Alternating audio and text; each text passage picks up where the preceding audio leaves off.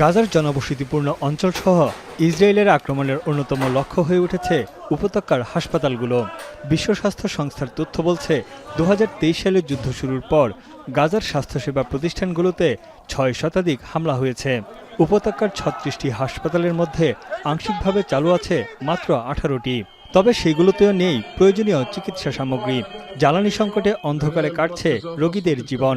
Torch light দিয়ে চিকিৎসা সেবা দিয়ে যাচ্ছেন ডাক্তাররা। গাজা উপত্যকায় যুদ্ধবিরতিতে পৌঁছানোর অব্যাহত প্রচেষ্টার অংশ হিসেবে 10 ইসরায়েলি জিম্মিকে মুক্তি দিতে সম্মত হয়েছে হামাস। তাদের অভিযোগ, ইসরায়েলের একগুঁয়েমির কারণে চলমান যুদ্ধবিরতির আলোচনা কঠিন হয়ে পড়েছে।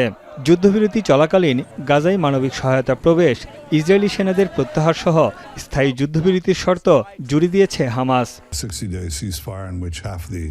ইসরায়েলি প্রধানমন্ত্রী বেনিয়ামিন নেতানিয়াহু ফক্স নিউজকে দেওয়া সাক্ষাৎকারে বলেন, হামাসের সঙ্গে যুদ্ধবিরতির চুক্তিতে খুব কাছাকাছি আছে ইসরায়েল। যুদ্ধবিরতির মধ্যেই জিম্মিদের ফিরিয়ে আনার ব্যাপারে আশাবাদী Netanyahu. And I think that's widely recognized.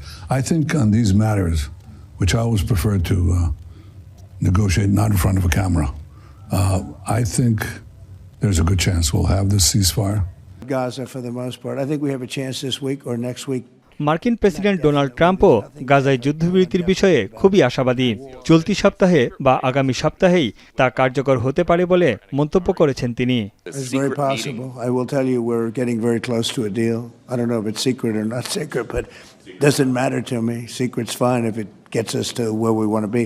We want to have a ceasefire. We want to have peace. We want to get the hostages back. তবে ফিলিস্তিনিদের হয়ে এখনও লড়াই করে যাচ্ছে হুতি বিদ্রোহীরা।